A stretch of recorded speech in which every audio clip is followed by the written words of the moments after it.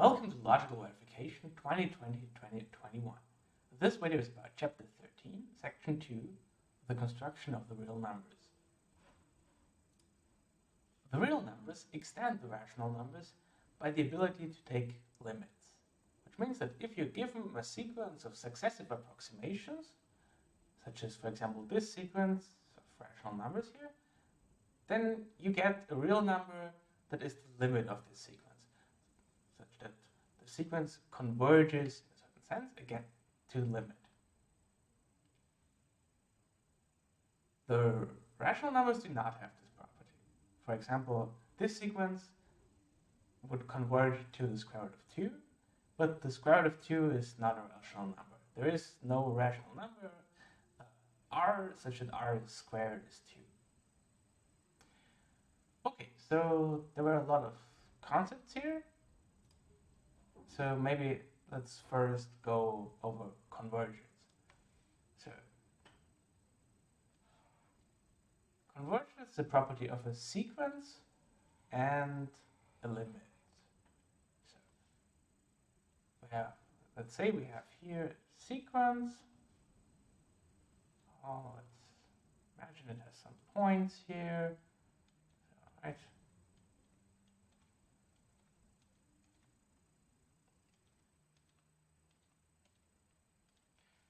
So here we have an x0, we have an x1, x2, x3, and so forth.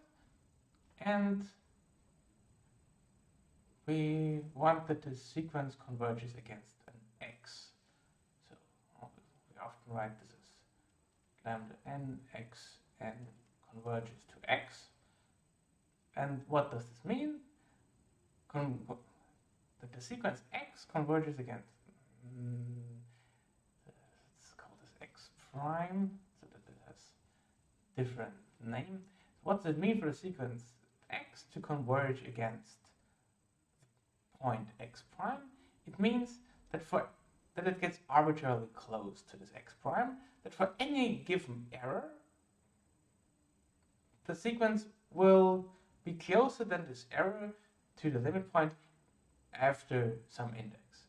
So, given any epsilon greater 0,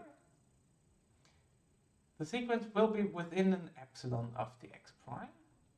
So here,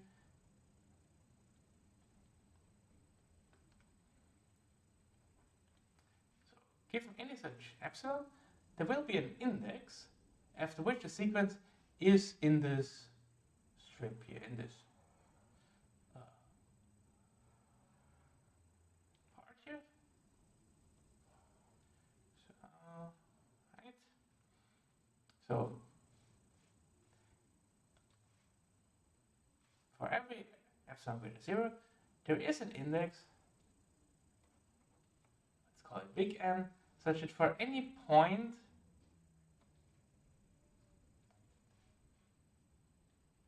after the big N, for all n, well, let's say greater or equal to n, the xn is closer than epsilon to x prime. So that this distance here between xn and x prime is less than epsilon. It is in this red strip. No matter how thin you make this red strip, there will be a big N such that after the big N, everything will be in the small strip. And this is what we call convergence. This means converges. Okay, so in our example where we had this sequence of decimal expansions that converged, where we want the sequence to converge against the square root of 2, this would mean that we had,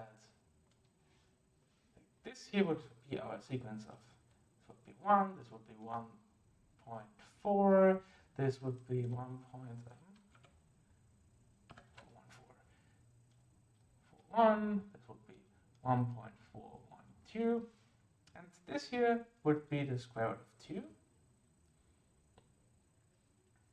Okay, So this would be this would be how x and x prime looks like in our example. However, we do not have the real numbers yet. We want to construct them in Lean. So let's go back. We do not have a square root of 2 yet. There is nothing we could use for the x prime here. Okay.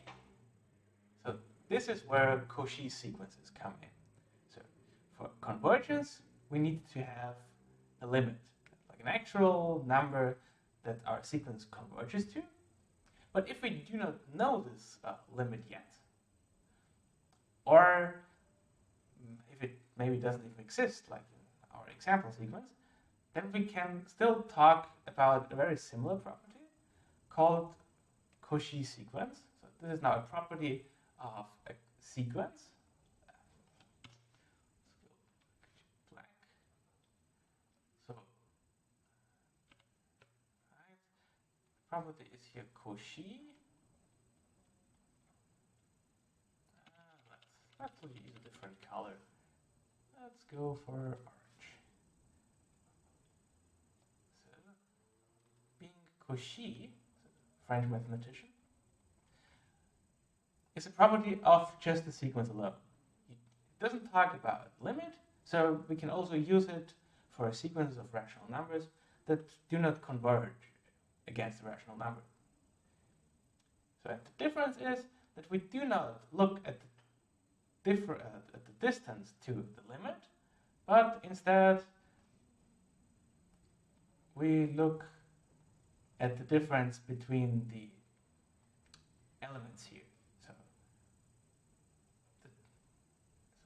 So what we say is that the distance between the xn and the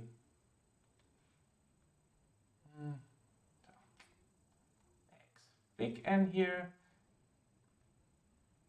is less than epsilon. Okay, so we no longer need to have the limit at hand.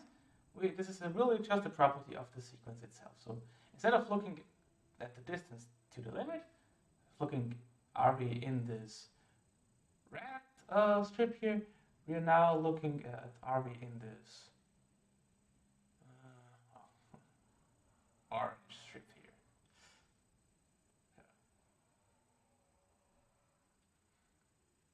It's the same concept,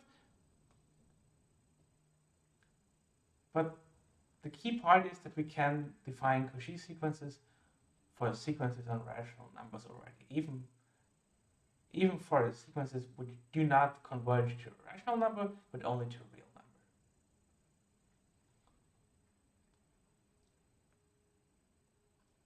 So every convergence sequence is Cauchy, but a Cauchy sequence only converges to a limit if this limit exists.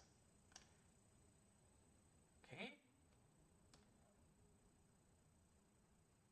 So now we noted the key ingredients for the construction. So the construction of the real numbers will look very similar to what we've already done for the integers and for the rational numbers. So for the integers, if you recall, let's use a different color.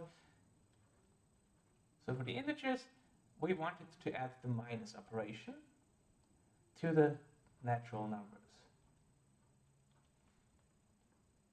And there we then considered pairs of natural numbers.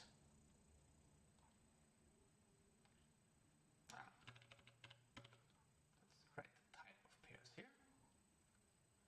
And then we used the quotient on this type of pairs to get the integers.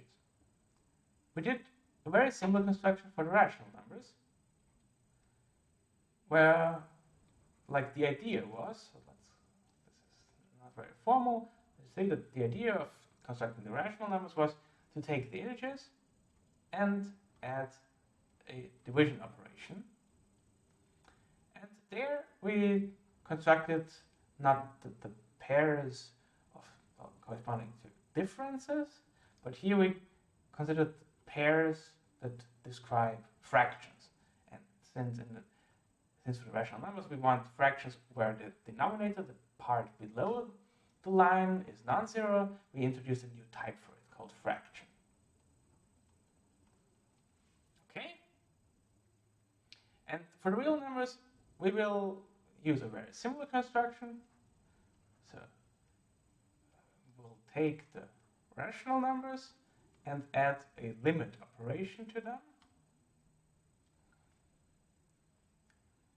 Okay, and so if we had a minus, we took a type of something like a formal minus, so it's a pair of the left-hand side of the minus and the right-hand side of the minus. For division, we took the type of fractions, and when we want to add limits, we take sequences, but not just any sequences, we take sequences that should actually converge into real numbers. That means Cauchy sequences. So here,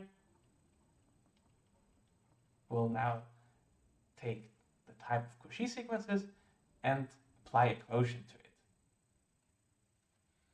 And we'll see how this works in the next video.